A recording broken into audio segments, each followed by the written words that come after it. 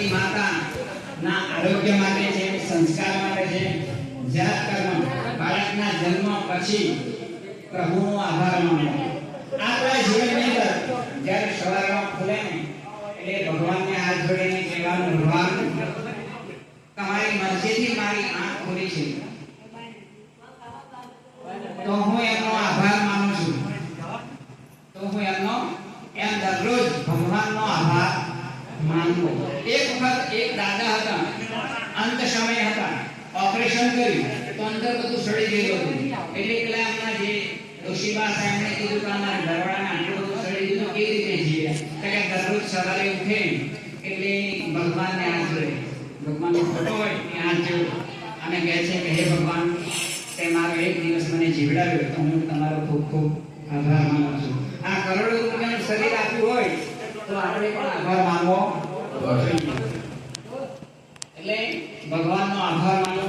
પછી કહ્યું છે નામ, ભગવાનનું નામ રાખો બાળકનું. અત્યારે તો કેવા રાખે છે ખબર છે? ચિંટુ, પિન્ટુ, મિન્ટુ. એટલે પછી મોટા થાય તો શું ખબર છે? પિન્ટુ દાદા, ચિંટુ દાદા સારું લાગે કોઈ? પરંતુ પહેલાના જમાનાની અંદર આપણા વડવાઓ બાળકોના નામ કેવા રાખતા?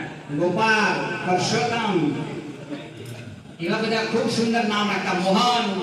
અત્યારે તો શું રાખે? અશોક. એને જોયા પછી શોક કરવા જેવું લાગે. વસંત.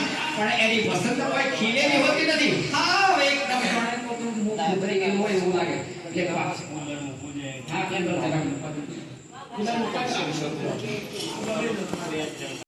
દરેક વ્યક્તિને એક વસ્તુ મળે છે, એનો ઉપયોગ કેવી રીતે થાય છે?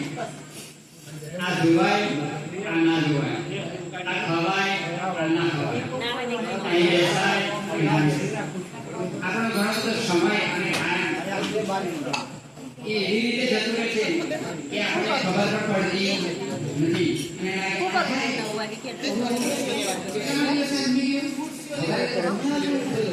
કેવું લાગે આપણને? એક દિવસ આપણો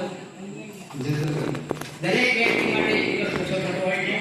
આપણે જોઈએ નામકરણ સંસ્કાર જોતા નામ કેવું રાખવું?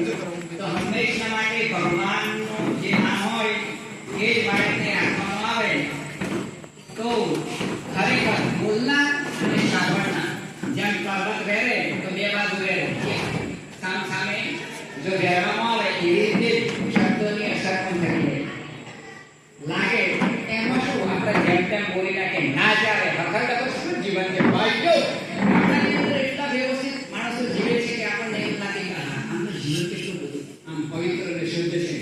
આપણે કહીએ કે પાણી પીવા માંગીએ ને ફટાક તેના પાણી લઈને આવે. અરે પાણી પીવડાવતા પહેલા શું કરવી પડે? શુદ્ધતા. આ હૃદયની શુદ્ધતા કહું છું, ગર્ભ સંસ્કારની શુદ્ધતા કહું છું.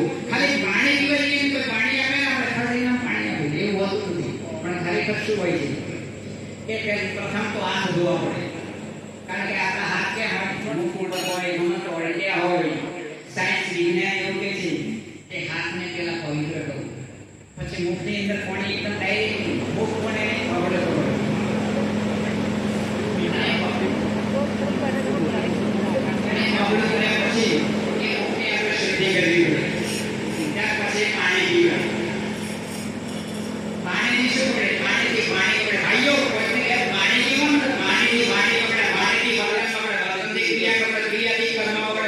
જીવન બગડે એટલું જ નહીં, જ્યારે ભગવાને ઘેર ગામ આવે તો બીજો જન્મ આપણો અપવિત્ર થઈ જાય છે.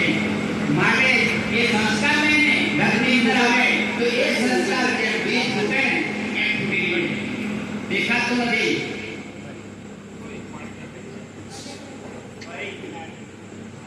દેખાતું નહીં પણ મનાઈ જાય. દેખાતું નથી પણ મનાઈ જાય. એટલે નામકરણ સંસ્કાર એ પવિત્ર કરવામાં આવે છે. જ્યારે બાળકનો જન્મ થાય ત્યારે શું કરે? કાંઈ જ કરતા નથી. પણ જોઈ લો મુસલમાન ભાઈઓ